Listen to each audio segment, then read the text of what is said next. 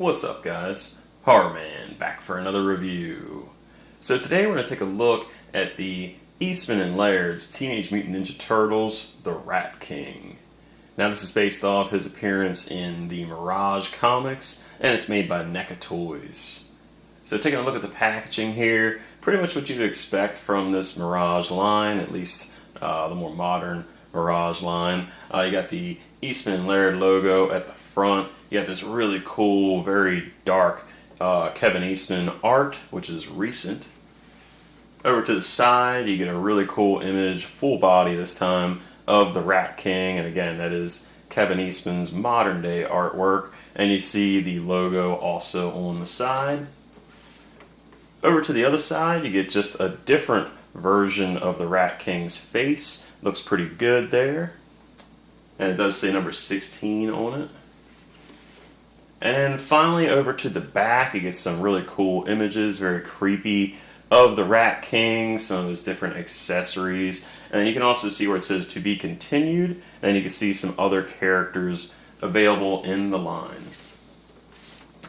And then over to the top, you get that same classic logo. Over to the bottom, you get the UPC and all the people responsible for making this figure, along with the credits. Let's go ahead and get him out of the box and have a closer look. Here he is outside of the packaging, and you do get a backdrop with him. It's pretty much that same like New York apartment backdrop that we've seen before, and it's got part of the road and the street light. So if you want that comic backdrop for some pictures, you could definitely do that. So let's go ahead and start by taking a look at the head sculpts for Rat King. So this is the head sculpt that's on him inside of the box, and this is pretty much what he looks like throughout his first comic, and it's very scary. I always love the look of this, how you can really not even see his face. It's all just like this black, very black shadow, and then his teeth are just kind of just sticking out. You can't really see his mouth that well. It's just like teeth kind of hidden beneath the shadow of the wraps around his face. You can see a little bit of his hair just kind of like, you know, shooting out through the top of the bandages on his head. Just really cool. And he kind of has like a bit of that Ninja Turtle look, how like their bandanas have like the ties and stuff. So he's got kind of like ties hanging off on one side, and then he's got it kind of hanging down around the neck. So really cool looking, very like Dark Man or like the Mummy type design to him. Just very memorable look. Over to the side, again, you got that scary look with the bandages all kind of unraveling. See a lot of line work, a lot of sculpting work going on. Always love those kind of like sketch lines that they put in it to make it stand out just a little bit more. I like that they did put dots in the eyes for this, you know, particular head sculpt. Over to the right side of his face, you can see instead of like the hair sticking out through the top of the wraps, you see he's got like a bald spot on the right side of his head. And the wraps aren't tied on this side, it's just kind of smooth. But yeah, just really gnarly looking guy. And then finally over to the back of his head, again you can see all the different wraps and some of the clumps of hair kind of sticking out. Besides this head sculpt, you do get a second head sculpt for Rat King, and you see this one has the eyes a bit more whited out, and then you can see a little bit more of his face. When you go to take this head sculpt off, some of these wraps are loose, so just be mindful of that. Once you take the head sculpt off, again, these wraps will fall off of here, so you can kind of choose if you want to display it with this or not. And you can see it is just that standard ball peg. And it does snap on there very easily. And you can see the new Rat King head sculpt here. Alright, so here is the other version of Rat King, and you can see both these head sculpts look completely different. You can see a lot more of the top of his head, and even just in the mouth area and around the eyes, you can see him a lot more. But he definitely looks more human-like, like more of like a real person, as opposed to like, you know, the more shadowy, a bit more exaggerated style. But I do like this version better. That's just my particular preference. But this one does look very cool. You can see that the eyes are whited out.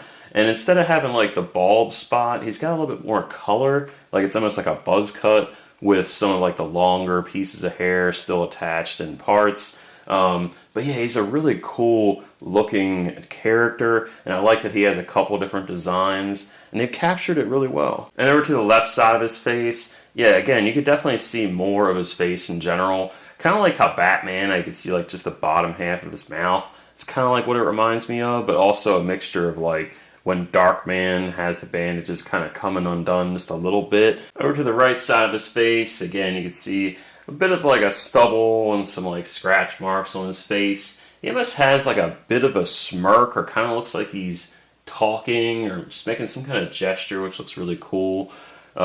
But yeah, just really good sculpting work on here. Again, he's got the hair kind of hanging down just a little bit on the sides mainly. And then finally over to the back of his head, again, you can see the wraps and just some of that hair coming through. So just a quick spoiler for the Rat King for you here. If you're wondering why he comes with two completely different looking head sculpts, this is his first appearance, and this is when he's like an actual human, and he does die by some shurikens that Leonardo throws at him. This version is the ghost, or like the astral form that comes to Splinter. Splinter basically gets trapped in a silo and cannot get out. And this version, this ghost, basically comes to Splinter and tries to actually aid him, or basically tell him to survive. He has to eat a rat, kill and eat a rat, almost like cannibalism for Splinter. So this is a really crazy version. Alright, so taking a look at the rest of the body here, starting with the torso. This is a big, beefy character. I mean, he is huge. So he's very muscly looking, very wide. And you can see all the different patchwork, but also all the different physique he's got going on here. He's got the huge upper torso with the muscles going on. Tons of different wraps. Now, I did mention how the top like wrap around his neck, you can move that one. But the upper torso, like, and the waist, those are not movable, which is kind of nice, to be honest with you. So those are stuck in place. And yeah, just really great sculpt work. And over to the side, you can see where he has the different wraps around his bicep, also around his hand, his wrist, and he does have some just around his forearm here. And then you can see a lot of different tattered parts of the fabric, a lot of different like heavy black stitching. And then over to his right, again, you got a little bit of that Ninja Turtle inspiration where now the wrap looks like the elbow pad, like how the Ninja Turtles would have. But then you have a lot more tears in the like shoulder, and then you have that heavy stitch work into the bicep, and then also into the forearm. So just a lot of heavy stitch work. And again, you do have the wraps around the hand, but you don't have them around the right wrist. Over to the back, again, you just see that huge physique, just a huge upper body. Really cool stitch work going down the back of the spine there, just to kind of get the outfit sewn together. Bunch more like patches and line work all around, just amazing, great details. You can see more of like the wraps, you know, much heavier on the left side, and then just the elbow pad and the hand on the right. You can see where it's tied on like the waist right here. It's just kind of cinched. Alright, so down to the lower half, this is where things get a little complicated, to be honest with you, and I'm not really a fan of how they've handled this. So looking at the details, just how it is, it does look exceptional. I mean, it looks really good. Huge patchwork on like the thigh area here, some different holes and different tears, a lot of different stitching, almost like Oogie Boogie. He's got so much stitching in him. Just really cool. I love the way the feet look, especially the left foot has a lot of stitching going on.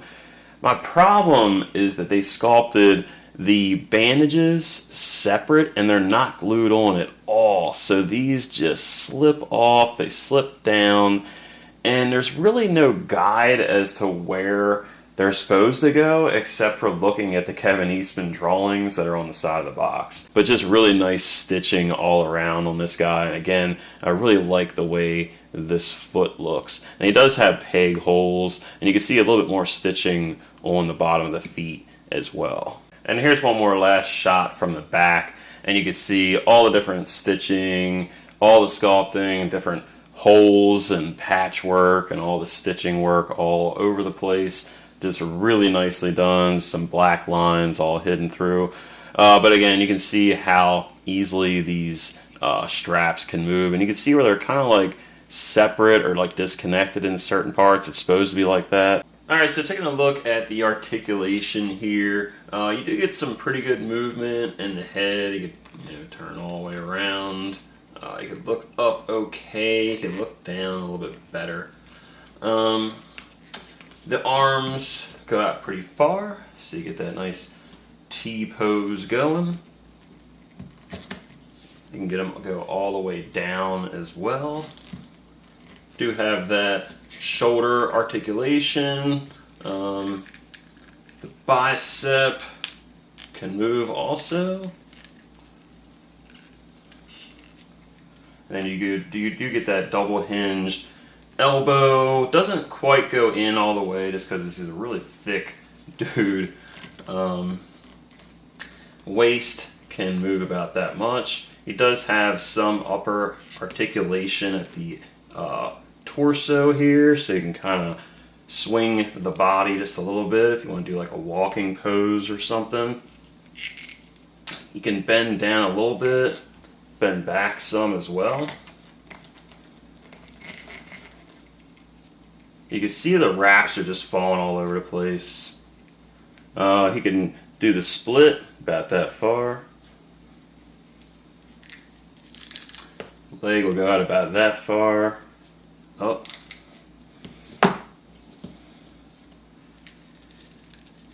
Swivel at the thigh. He does have the double hinged knees, but they're really tight. But you can get them to do a pretty good pose. And yeah, you can see how these are just falling all over the place. Now this one here at the knee, or like the back of the thigh, that one doesn't move, but everything else will move on you. The foot goes down about that far, up about that far. Does have some ankle rock, so that's about it. So overall, pretty good posing on him for a thick boy. Taking a look at the interchangeable hands for Rat King, you're going to get 5 sets of hands in total. 4 sets of hands are going to have the wraps on them, just like the regular Rat King hands that kind of go along with his outfit. So you will get 2 sets of fisted hands, and the only thing I've noticed different is instead of having the thumb on the outside making a regular fist, this one has it actually tucked in underneath the fingers. So I'm not sure if we needed 2 sets of fisted hands to show that, but we do get them. And then you have some tighter gripping hands and then some more open gripping hands. So again, you're going to get 4 sets of these wrapped hands. In addition to these 4 sets of wrapped hands, you also get what I would call these monster hands. Now these have like the nails showing, and they also have the more relaxed pose, and they have like these really like nasty looking spots all over them, just really creepy looking. Now another spoiler for you, his hands don't really look like this in the comic. It's just he saw himself as a monster, and when he looks at his hands, that's what he sees. So pretty cool that they included these. Again, just really nice details. Almost looks like Friday the 13th Part 4 or something. Just really gnarly looking hands. The hands themselves do change very easily. You get to see a lot of details in the hand, just a lot of like, I don't know, bumps, and it almost look like these diseased hands. Just really, really creepy. Besides the interchangeable parts, you do get some accessories for Rat King. Not a whole lot. So you do get 1 weapon, which is just a stick, just a wooden stick. And you can see it does have like, it's not like perfectly formed, so it's just more natural looking. And it does have some like wood grain showing, some different details and sculpts. So I do like the way it looks. It famously hits Michelangelo in the head with it, knocking him out. Then you also get, of course, his rats, and every Rat King needs his rats. So he has 3 different rats. You have one in the sitting position, one in like a running position, and then the other one I have like wrapped around the wooden stick. They're really well detailed and they definitely match that Mirage Comics style. Here's a quick close-up of just the rats. Here's the Rat King holding that stick in a two-handed pose. Here he is holding the stick in just a one-handed pose, and you can see all his different rat buddies. He's got one on his shoulder, one kind of, around the wooden stick, and then he's holding one in his left hand. It looks like he's trying to get away. Here's one more display option for the rats. So this one, I have him with the more open gripping hands, and I have him holding two of them. And then the one, it kind of looks like it's running. I just put him on his shoulder. And yeah, he looks really cool. I like that there's so many options for how these rats can be displayed. And here's one more display option with the stick. So you see I have him with a two-handed pose, but he's got the more open gripping hand on the left, and then the more tighter gripping hand on the right. And then you can see I have the sitting rat on his shoulder, and then I have the one that looks like it's running. Now I have him kind of climbing up the stick. So again, a lot of nice display options for the Rat King. For the first comparison, here he is next to the 1987 cartoon version of the Rat King, and this is also made by NECA Toys. And you can definitely see a lot of similarities, but also a lot of differences between these two. But I definitely prefer how like the wraps on like the cartoon version, I like that they're just part of the sculpt. I get what they're going for with having these removable, because in the artwork, a lot of times it looks different. So he has, the wraps, and then sometimes he doesn't.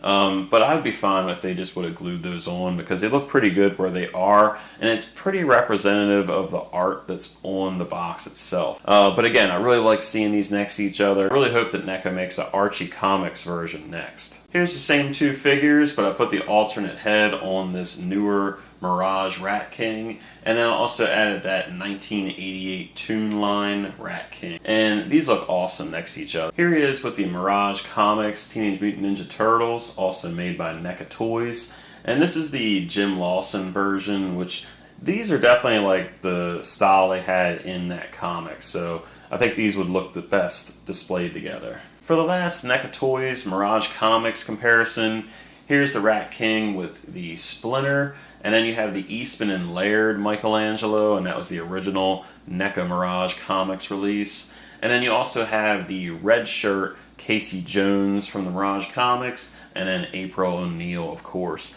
And I do like how he matches up. Here he is with the Mummy Michelangelo, and the Donatello as the Invisible Man, also made by NECA Toys. And I think these look really cool together, especially that Michelangelo. Here he is with the 1990 movie version of Michelangelo, and then the 1987 Toon version. And you can see that the Archie and the Mirage and the Toon stuff is a bit more in that 6-inch scale, whereas the 1990 movie stuff is in more of that 7-inch scale. Here he is with the 1987 Toon version of Splinter, and then also the 1990 movie version of Splinter, and both are also made by NECA Toys. And just to show you how small that Mirage Splinter is, I'll just add him in there, and you can see he is tiny. Here he is with the 2012 version of the Rat King, and I never actually opened this, so I'm just going to have to do the in-box comparison for you. And he is a much different version. He's got like this kind of like robe trench coat going on, he's got the hat, and you really can't see his face very well, but he does have like a bandage completely covering his eyes, so he kind of uses telepathy to communicate with the rats. So definitely a different version of him. Here he is with the Universal Studios Mummy, and that was played by Boris Karloff. And then you also have Darkman, which was played by Liam Neeson in that classic Darkman movie. And I've always thought these two look very similar. And this was made by Soda, which was years ago. Alright, and for the final comparison, here he is next to a couple of the Batman the Animated Series Scarecrow figures. So you have the original, or at least from the second episode he appeared in, and then you have the New Adventure Scarecrow, which I think looks much more similar to the Rat King. And then just for one bonus, here he is with the last NECA Toys TMNT review I did, which was the Mondo Gecko, based on the Archie comics, and he'll scale pretty well with those as well. Alright, so that's my review of the Mirage Comics Rat King, made by NECA Toys. And overall, I'm definitely very happy with this figure. I love the look, and I think NECA really nailed it, especially with this head sculpt in particular. This is definitely one of the classic looks I've been waiting for. Definitely glad NECA got back to the Mirage line, especially, you know, kicking out with these really top tier villains. So this was a really good choice. And just the details and the overall suit with all the stitch and patchwork is just phenomenal. So just really, really good sculpting on this figure. My only real gripe with this figure is going to be the wraps, or like the little bandages that are wrapped around his legs. In one way, if you really want to change it up and take some of the bandages off, or have them on, or switch them up to one leg or the other, it's cool that you could do that, but it's not really that great if you're just trying to pose the figure or articulate the figure. They usually fall down or fall off. So I prefer, you know, the way they did it with the upper torso, where they just kind of glued them all in place. I think that works a lot better. So yeah, overall, I definitely would recommend this one. I did pick it up at Target. So thanks for watching my review. If you liked the video, please leave a like. If you have a comment or question, leave that in the comment section below. And if you haven't done so already, please subscribe. Until next time, guys. See ya.